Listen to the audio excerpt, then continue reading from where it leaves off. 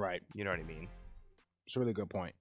Um, and so to sum up kind of the logical side of things, in order to observe evil, it has to be implied or it has to be acknowledged that there is a standard of goodness, right? Mm-hmm. And in order for there to be a standard of goodness, there must be a moral law. Mm-hmm. In order for there to be a moral law, there must be a moral lawgiver. Right. And then the question becomes, who is this moral lawgiver? Because lawgivers are always personal agents. Mm-hmm. And that's where we ground things in God, and we in a transcendent creator. That's the most plausible answer that makes sense. Is that that the objective morality that we govern ourselves by comes from a transcendent creator and given to us Mm-hmm.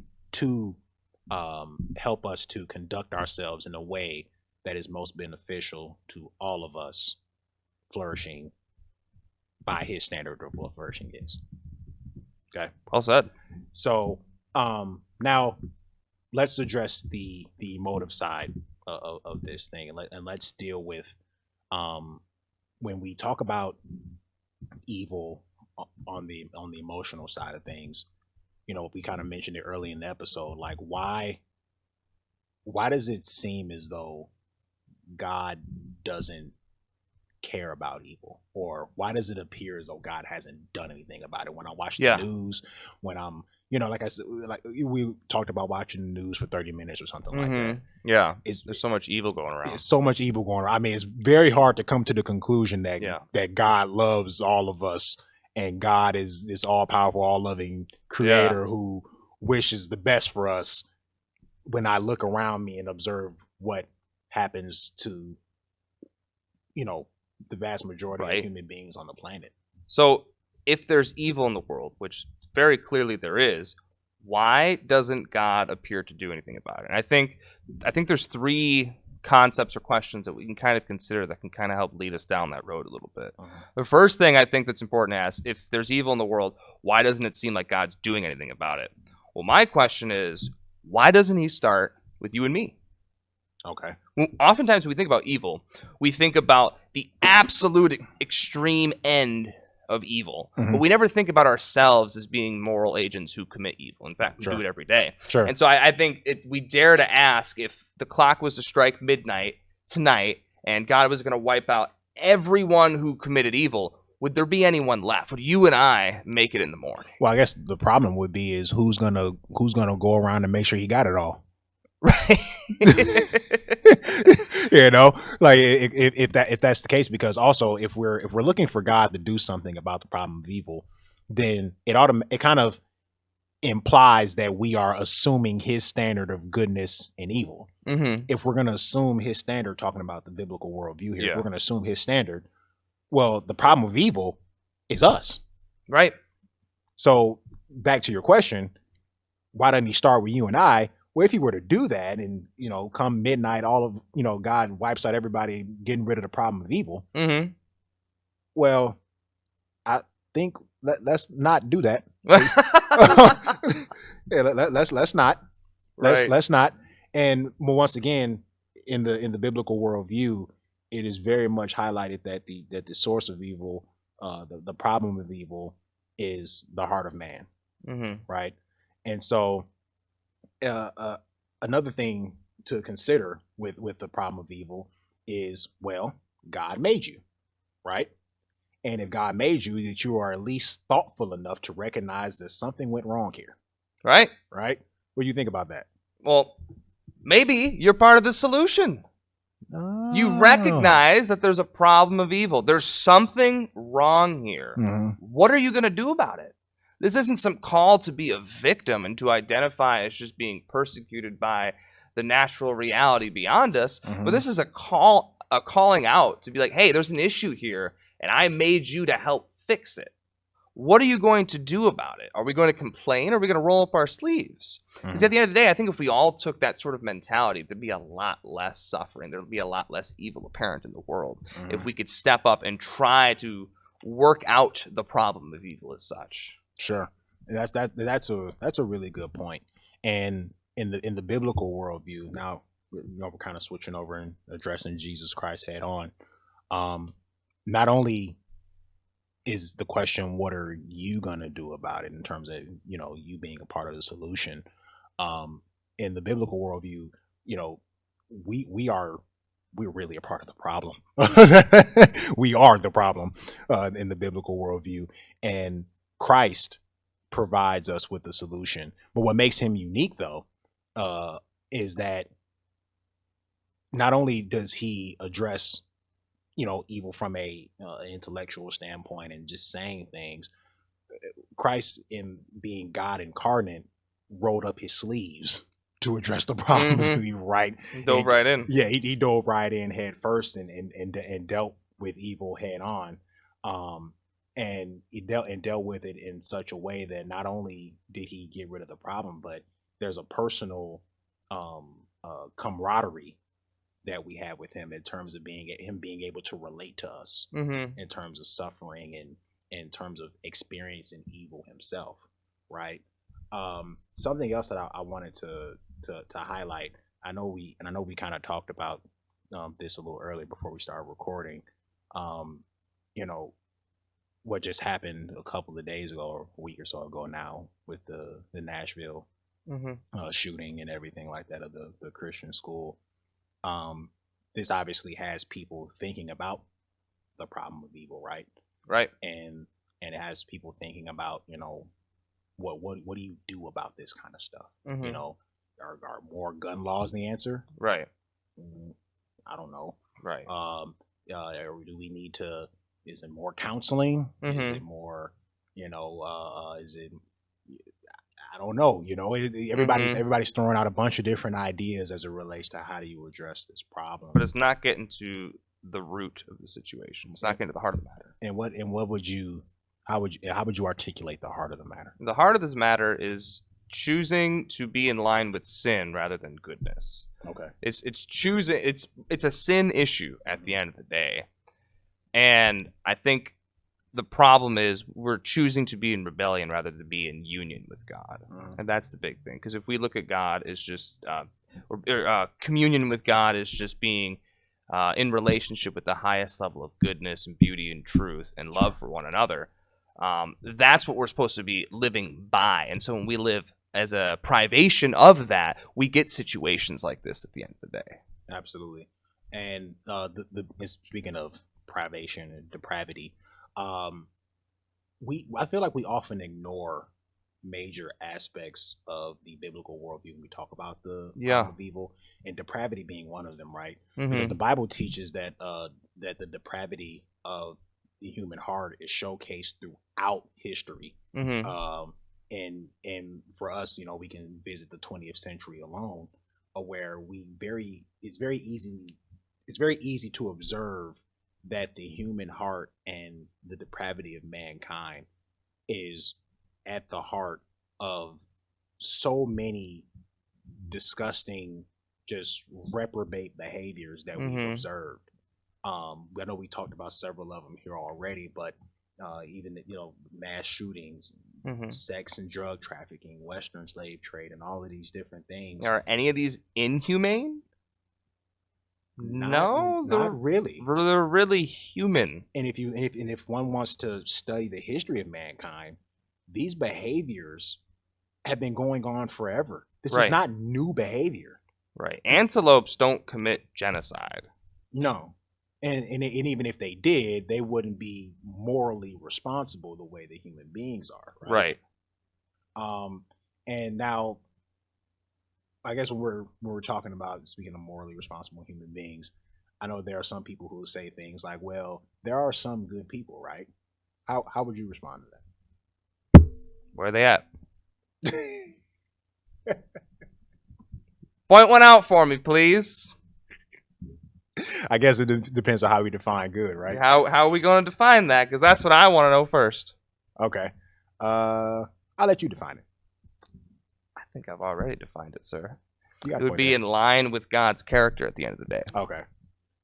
In which case, then, based on what the Bible teaches about the depravity of the human heart, there are no good people.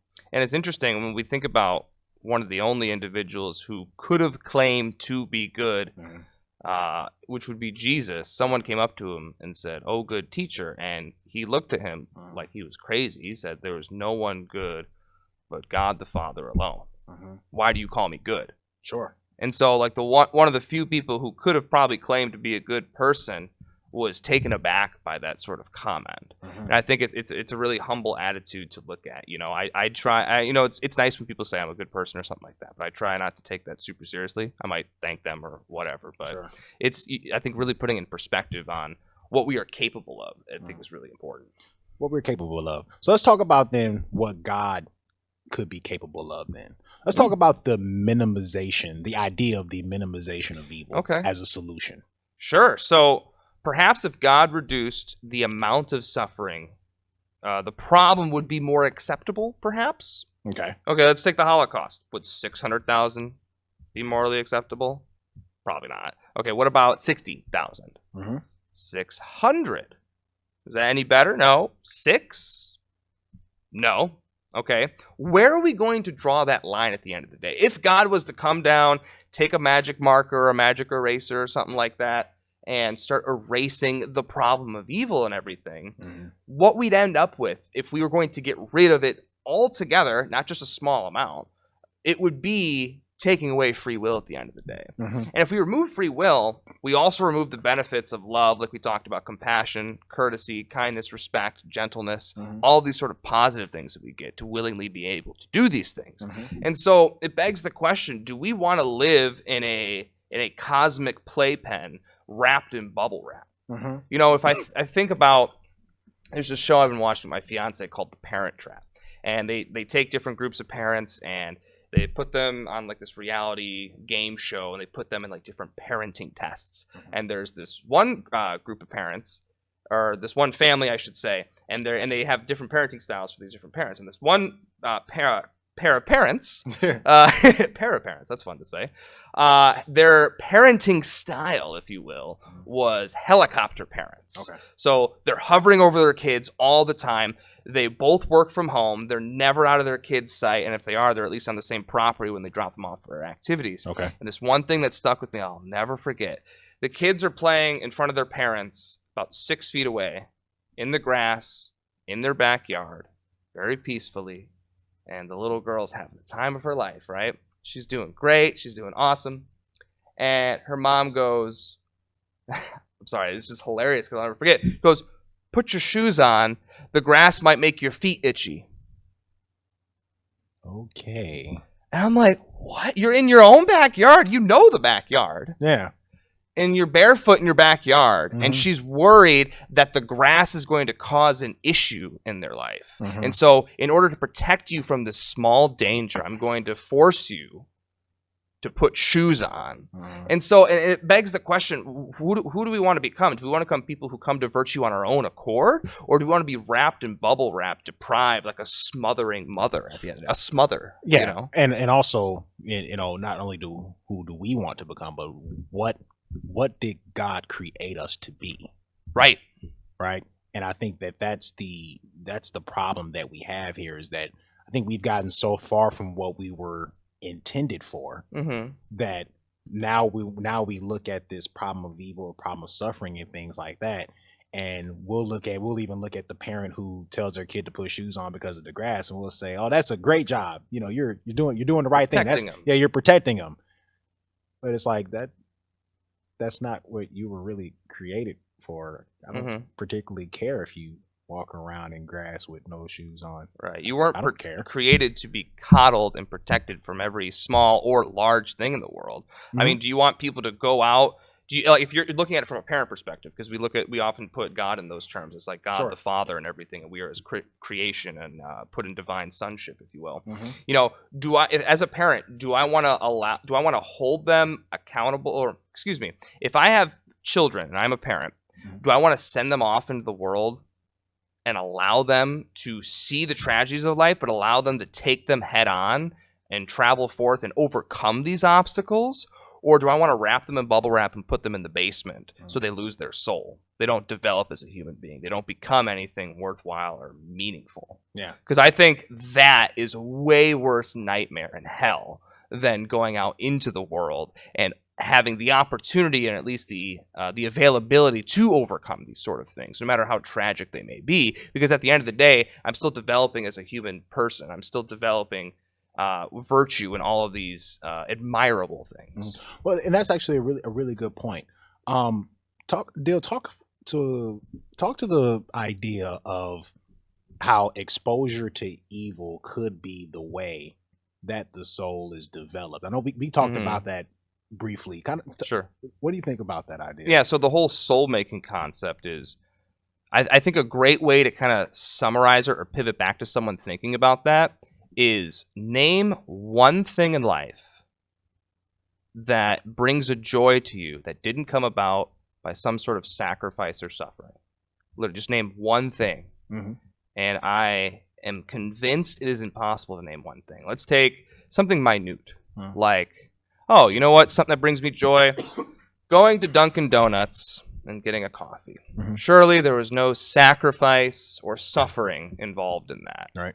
Well, when I look at the surface, it may seem that way. Mm-hmm. But if I really zoom out and try to look at the full picture and the grander scheme of things, well, for one, from a simple aspect, I had to sacrifice my time to work at a job. Whether or not I like it is beside the point right now. Mm-hmm. But I had to sacrifice time, and then I had to wait for the money to come in, Mm-hmm. and then I had to spend that money. Not only that, someone behind the counter had to wait on me to take forever to put my triple frappuccino together. Right. After they're working a 12-hour shift, sleep deprived, making coffee for people all day long. Maybe they're a single parent or something like that, so they're away from their kids, all just to bring me a cup of coffee. The person who made the coffee or ordered the coffee grounds to come in is also someone who's sacrificing their time to put the coffee together, make sure the store is running properly. And then his boss and his boss and his boss are all doing these things in a line to make the business successful and in accordance with the state ordinances and all that sort of stuff. But not only that, someone had to invent the styrofoam cup to hold my coffee. That wasn't like a simple thing to bring about. That person probably put hours and hours into time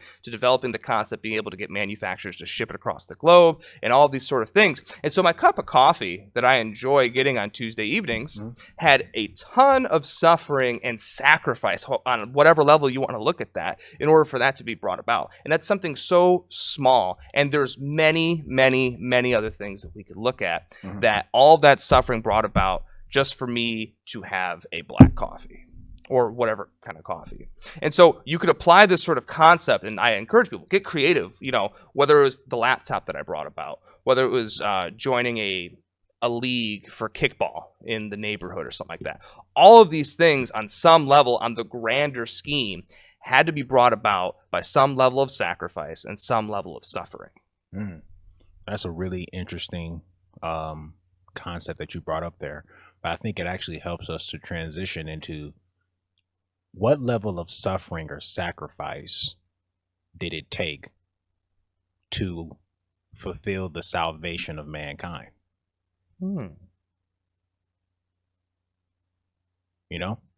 Like what level of suffering did it take to regenerate the heart of man, in terms of when you think about, obviously today being Good Friday, when you think about Christ and what he did, and I guess let's back up for a second.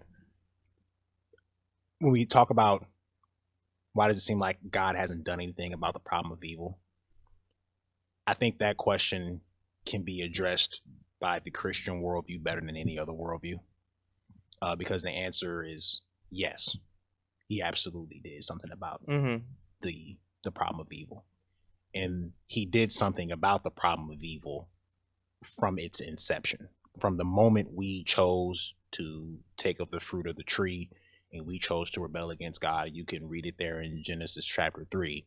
God immediately intervened, immediately steps in and begins a rescue plan, if you will, to redeem humanity and afford us the choice to exercise our free will once again, to be in relationship with him. And the way that he went about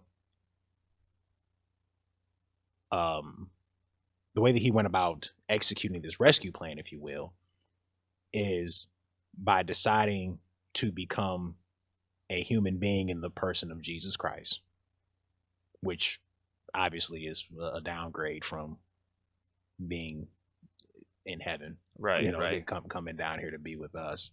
But not only does he come down here to be with us, he volunteers this, by the way. Mm-hmm. This is all voluntary work. This isn't something that he drug his feet doing. He out of love, compassion, and kindness of the heart of God, he does this and comes down and dwells with us, spends time with us, and partakes in the human experience that we partake in. Mm-hmm. Suffers a painful, miserable, gruesome death in the form of a crucifixion.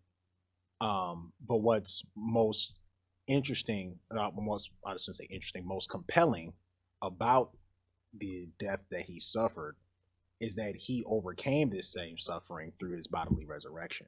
And I think that leads somewhere with the problem of evil. Mm-hmm. You see, because it was the problem of evil that put Christ on the cross in the first place. Oh wow, yeah, right. It was the problem of the heart of man and the root issue of the heart of man mm-hmm.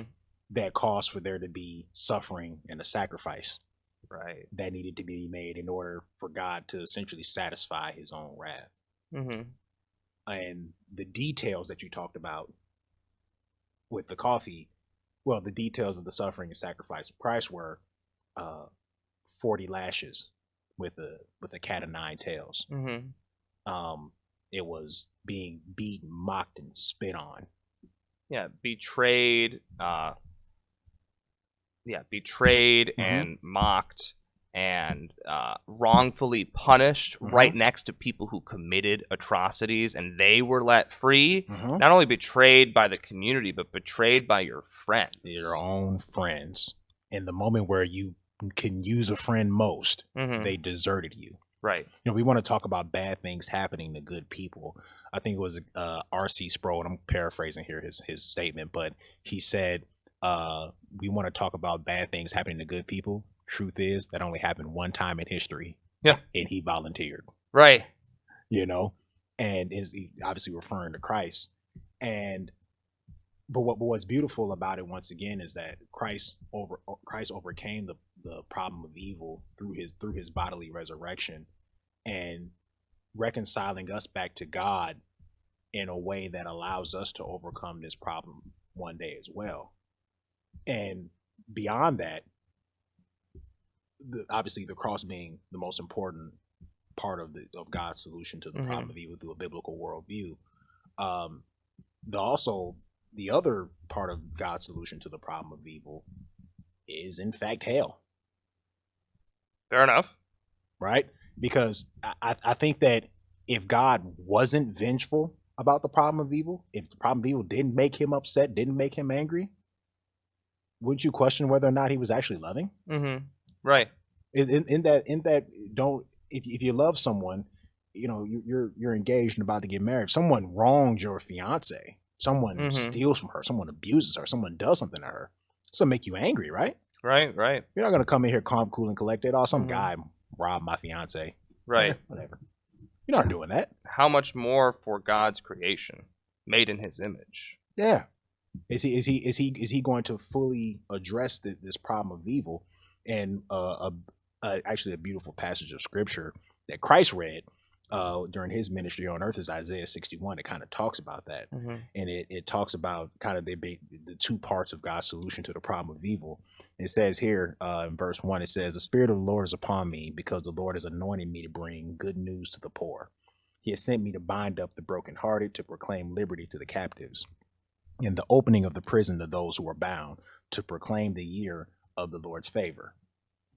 Now, keeps going. Christ stopped there in the New Testament. He stopped reading there because the second part hasn't been fulfilled yet. He was reading it as a prophecy. Now, the second part here is the other part of God's solution to the problem of evil.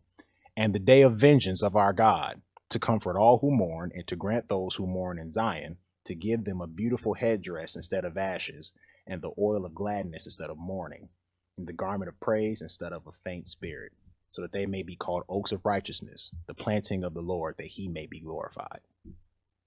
And it speaks to that day of vengeance of the Lord, mm-hmm. where not only did he address evil there on the cross and reconciling us back in the right relationship, but for those who, after that has been completed, still decide that they want to reject God and continue to do evil and continue to bask in that, well, there's a solution for you too. Yeah.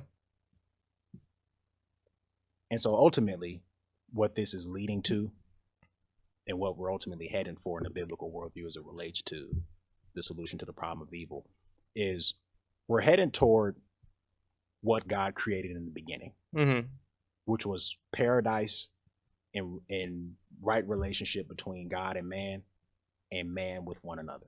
Right. That's ultimately what heaven is. Direct communion with God. Direct communion with God. You got anything else on this? Yeah, I was going to say, a lot of times people think that Christianity doesn't, from an outside looking in perspective, people might think that Christianity doesn't talk about suffering, but what people wear around their neck is the cross. If we were really to think about a victory moment for the Christian faith, we'd be wearing a stone moved over the tomb, because that's really the big victory thing. He overcame death and everything, like, woohoo, we did it, sort of thing. But it's really fascinating that the big symbol in the Christian community is the cross, the thing that was the instrument of torture in reality before the Christian faith. The thing that brought about the biggest amount of suffering possible at that time was this torture device called a cross, used for the act of crucifixion.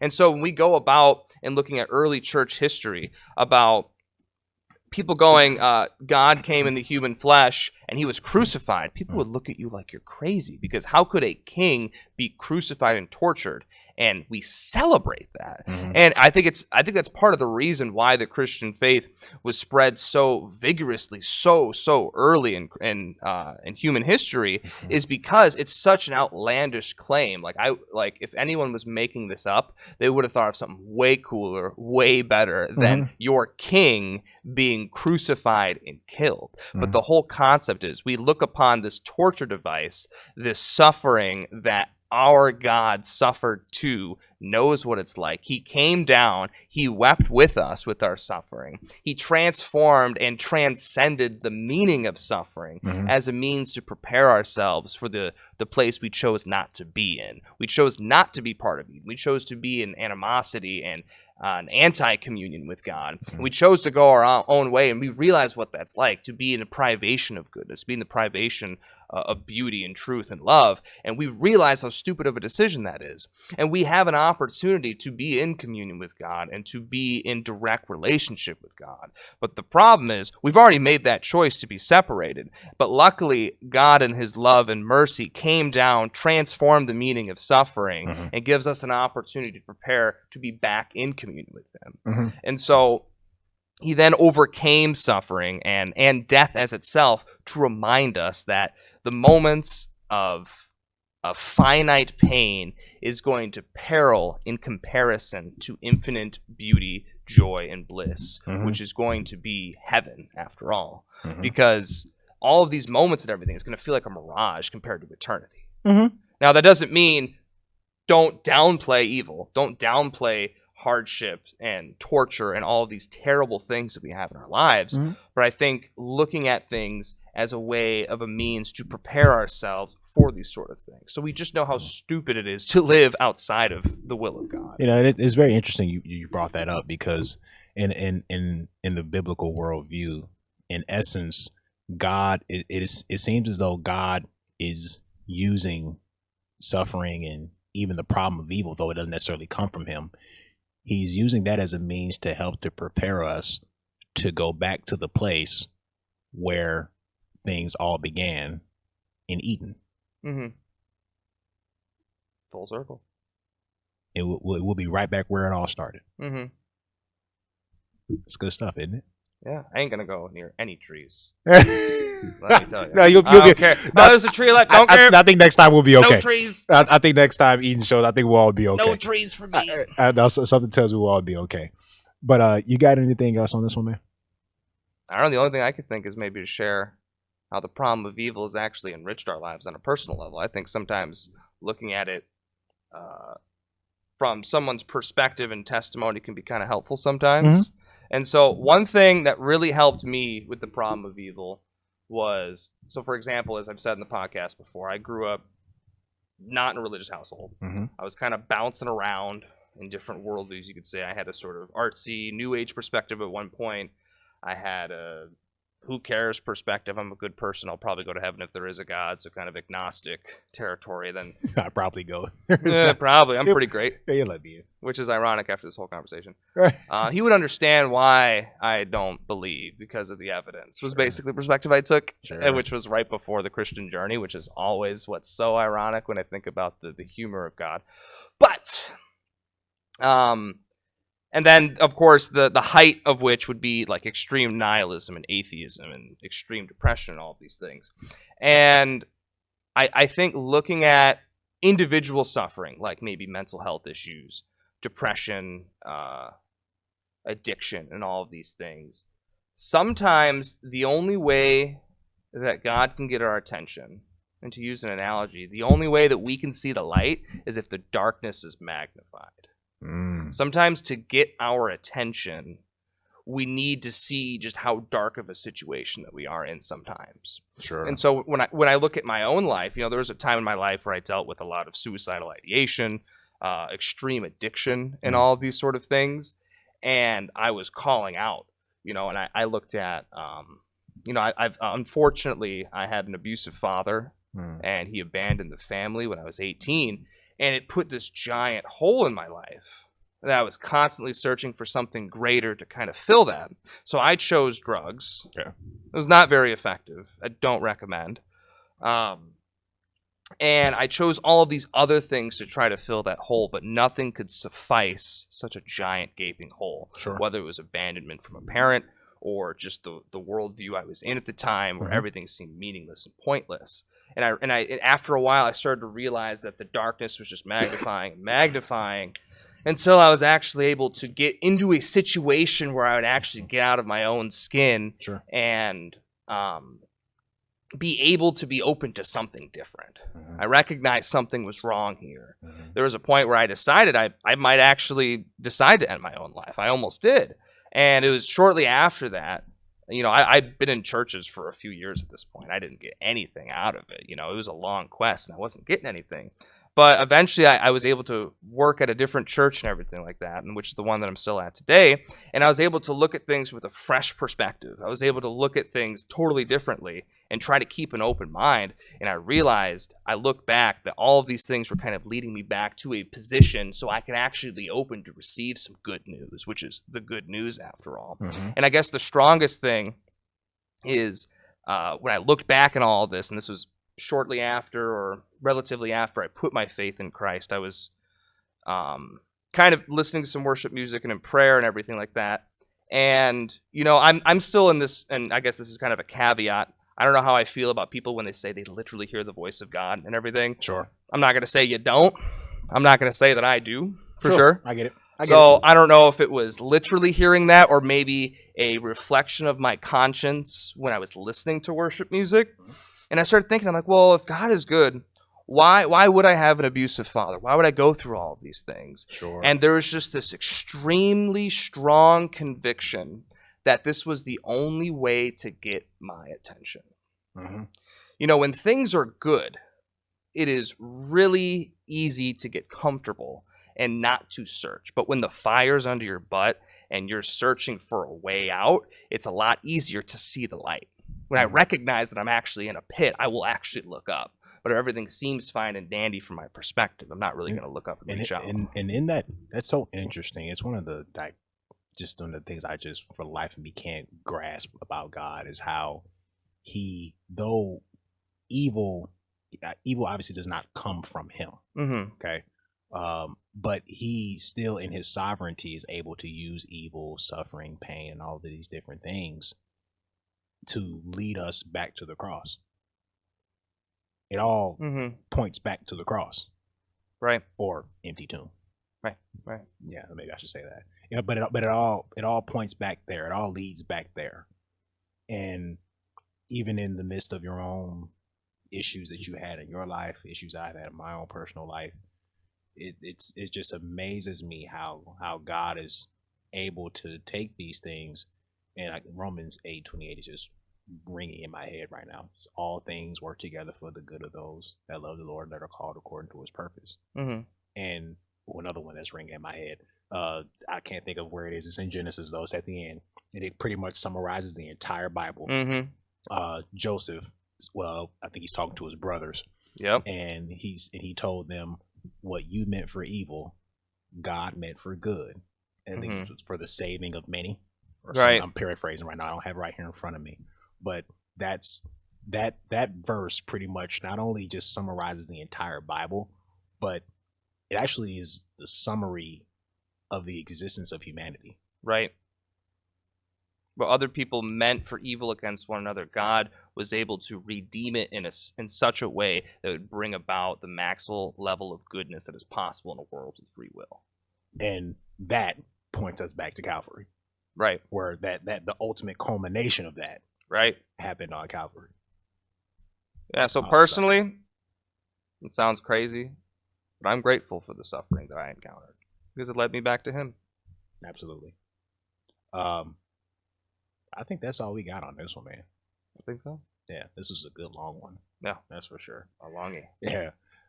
Guys, thank you so much for your time. Thanks for listening, getting up to this point with us. Thanks for all of your engagement. Thanks for all the followers, all of these subscribers. We're on TikTok now, by the way. I had to announce that. We are on TikTok now, and that channel's growing. Yeah. So we'll be posting a lot of our short reels on there and things like that. Yeah, so we'll just continue growing and putting out content. Thank you for your time today. I am your co-host, Jalen Thompson. Dylan Schweitzer. And as always, for the kingdom.